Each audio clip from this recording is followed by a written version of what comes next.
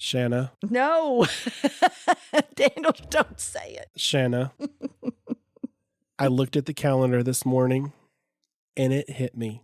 It slapped me in the face. It reached right out, grabbed me by the throat and slapped me and said, we're officially halfway through 2026. No, take it all back. Were we just talking about New Year's resolutions yesterday? Mm-hmm. But here we are, staring down the second half of the year. But it's actually a fantastic time. Just hit the pause button.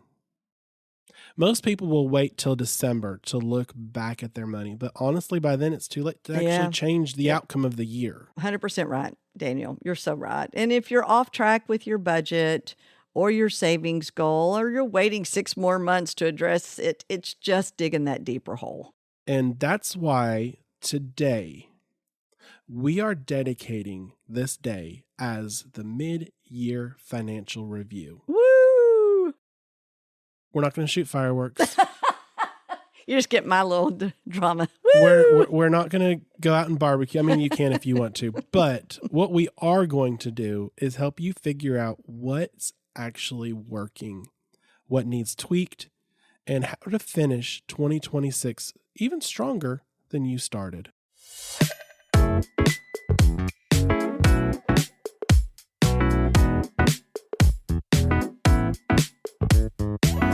Welcome back to this week's episode of Making Sense of Your Sense. I'm Daniel Hill. And I'm Shanna Browning. And today we're doing a full checkup. We're going to check in on your financial health. As Daniel said, it's the halfway point of the year, and it's the perfect time to just reset, recalibrate, and make sure your money is still working toward the goals you set in January.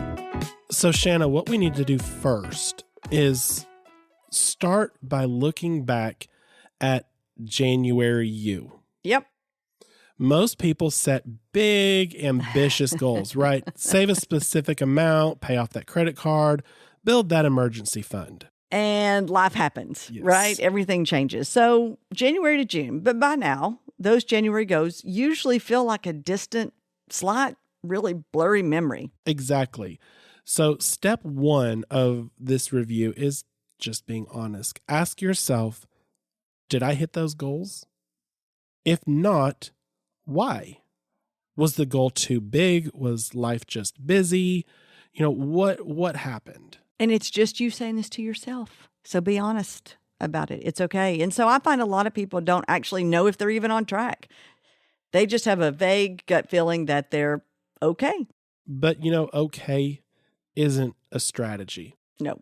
You need to look at the hard numbers. Have you checked your account balances? Have you actually reviewed your spending? And it's not about beating yourself up. No. And it's not about what you didn't do. It's about looking at the data so that you can make smarter, more realistic moves for the next 6 months. So what's a good way to look at those numbers without feeling overwhelmed? I tell people just pull up the last 3 months of your bank statements. Look for your trends. Are you spending more on dining out than you thought? Is your grocery bill keeping up? Because let's be honest, everybody's grocery bill is creeping up right now, right? And that's a really great low stress way to start. Don't look at the whole year or half a year. Look at the last 3 months, 90 days. And it's usually enough to tell you exactly where your money is going. That's right. And be specific. Don't just say to yourself or into your head, I spent too much. Say, I spent $300 more on coffee or dining out than I intended. And we can blame that coffee on Pierce I and know Chris. it. It's their fault. Because you can't fix too much, but you can fix that coffee habit or spending too much on streaming services. You can fix that. You can make that adjustment. Yep. And you have to be specific to be successful. Let me say that again. You have to be specific to be successful. If you don't know the why behind your spending, you can't build a plan on a foundation. Oh, that's so good. That's so good. And, instead of just auditing subscriptions, let's do a broader progress audit. How are we doing on the big categories. And I loved this shift right here. It's more holistic. So let's talk about those 3 pillars: savings, debt, and fixed cost. So pillar 1 is your savings. Are we on track for our emergency fund? Did we hit that mid-year target? If not, why? Why did you not? Was it inflation? Yes. Or was it a lifestyle creep? It's important to identify why that money didn't make it to the savings. Exactly. Now, pillar 2, that's debt. How does the balance on your debt look compared to January? Are we paying off that high interest card, or are we just treading water? And pillar 3, fixed cost. This is where we look at the essentials: your housing, your insurance, utilities, your escrow account. Yeah, we just talked about that a couple episodes ago. That's right. You know, Shanna, this actually reminds me of our financial spring cleaning episode, episode number 30. We spent a lot of time talking about how to declutter your financial life then. And this really is a perfect, broader follow-up. Totally agree with that. And so in episode 30, we talked about organizing the accounts and cleaning out the digital clutter. So if you followed that advice that we kind of gave you back in the spring, your audit today would be and should be so much easier. You aren't searching for statements anymore. They're organized. Exactly. And if you sign up for e-statements, you have easy access to them right on your mobile app, right in your hand. And use the systems that we built during our spring cleaning session. If you haven't done it yet, I encourage you, go back, listen to episode 30. It's the foundational work that makes this halfway review so much more effective. I totally agree with that. And so it's about building on those habits. You don't just spring clean once and quit. You maintain the system.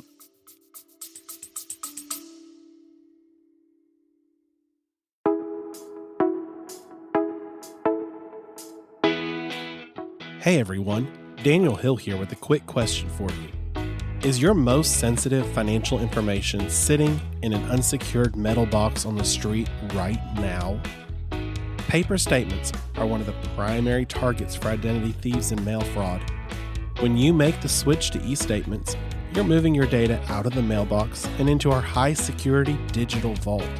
It's significantly safer, and it's a whole lot faster. You'll get an email the second your statement is ready without having to wait days for the mail carrier to arrive at your house. Plus, you can finally say goodbye to those shoeboxes of paper and filing cabinets taking up space. We keep your statements archived and accessible right in the app whenever you need them. Whether you're hunting for a record during tax season or providing documentation for a new loan. It takes less than 2 minutes to enroll through our mobile app or online banking portal. Protect your identity, clear the clutter, and take control of your records today. Now, let's get back to the show.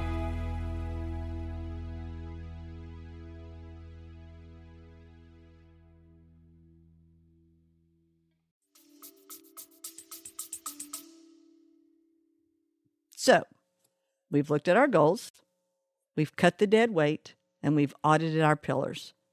Okay, Daniel. What about the next 6 months? Because it'll be Christmas before you know I it. know. We have to look ahead. What's coming up?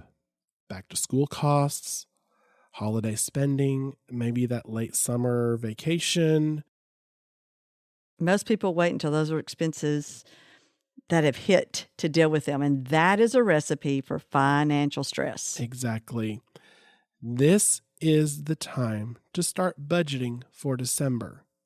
Now. If you know you usually spend $1,000 on Christmas, start setting aside money each week, starting in July.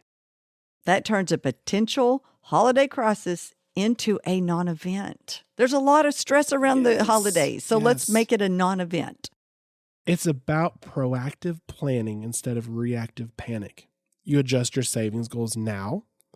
The end of the year becomes so much smoother. It's about controlling your money instead of your money controlling you. Absolutely. Best sentence. It's about controlling your money instead of your money controlling you. And don't forget inflation or the unexpected cost increases. We're all dealing with it. Mm-hmm. Gas prices, grocery cost, these things change. Did you account for higher utility bills in the summer? Those are the hidden shocks. We talked about this in our Understanding Escrow episode. Mm-hmm. They do change. And reviewing your budget now allows you to shift money from flexible categories to essential ones before you even get in trouble.